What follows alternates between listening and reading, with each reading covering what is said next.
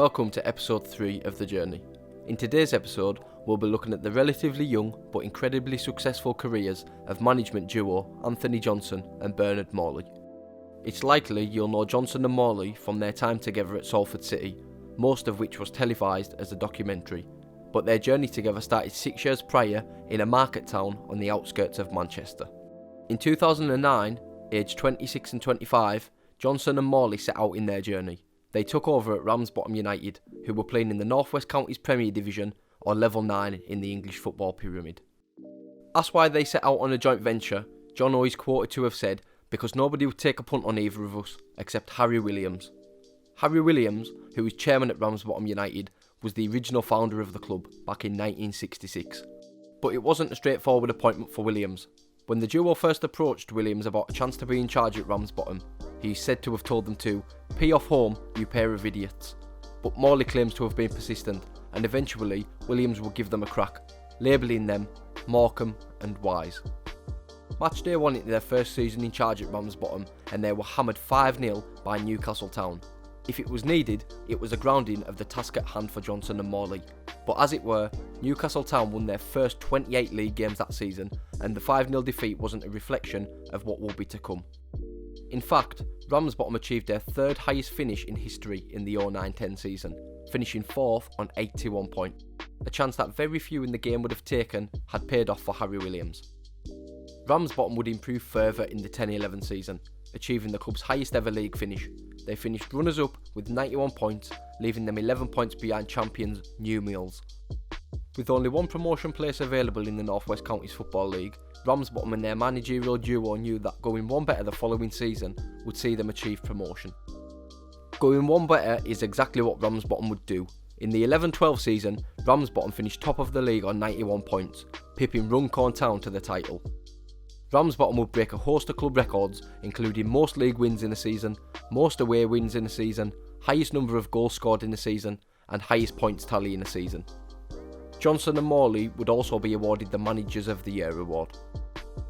With Ramsbottom operating at their highest ever level in the 12-13 season, many would have been satisfied with the club staying clear of relegation, but it was to be another incredibly successful campaign for the club despite heartbreak in the final seconds.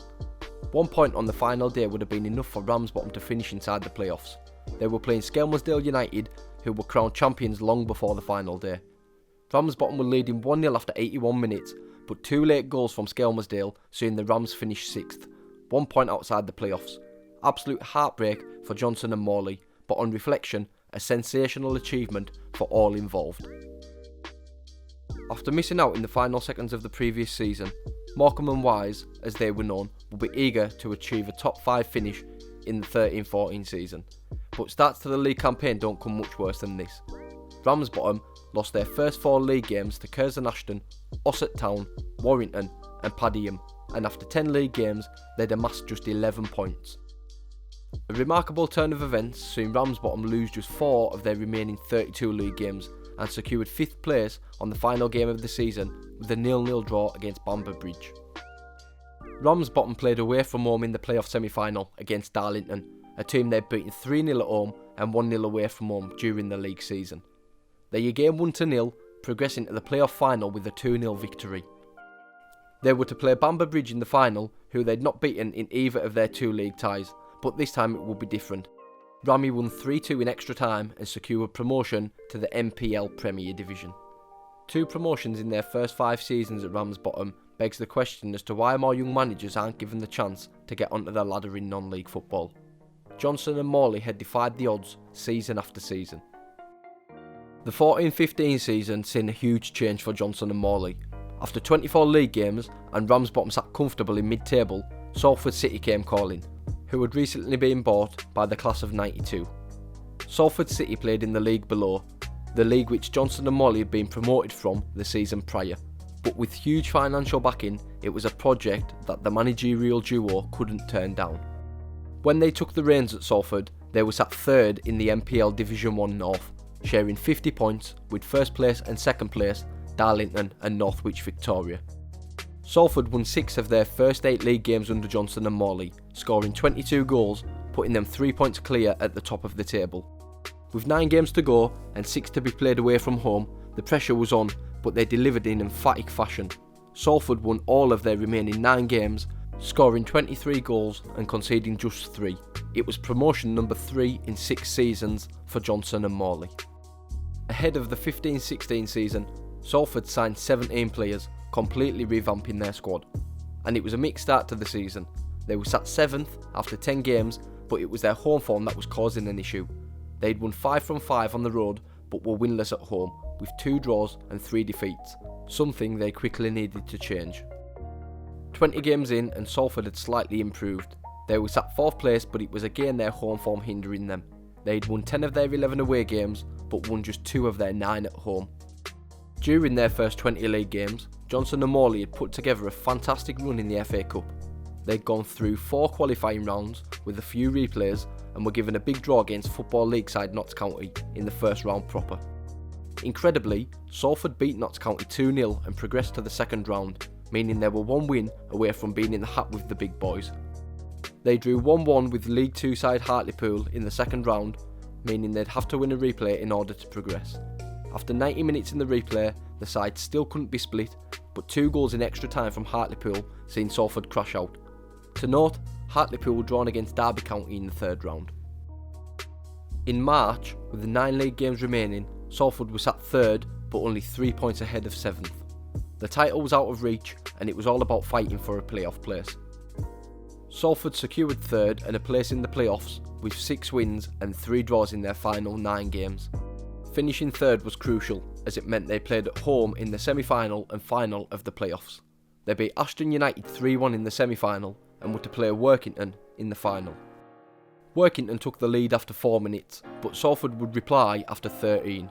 Workington again took the lead after 19 minutes and it would stay this way until the 78th minute when Salford levelled, 2-2 with 12 minutes to play. In the 86th minute there was a big scramble in the box and Salford somehow poked the ball over the line. Johnson and Morley had done it again, promotion number 4 in 7 seasons. Salford were now competing at their highest ever level. The managerial duo again revamped the squad with a total of 19 signings ahead of their 16-17 campaign. After 10 games, Salford was sat 2nd with 6 wins, 3 draws and 1 defeat, an ideal start to life in the National League North.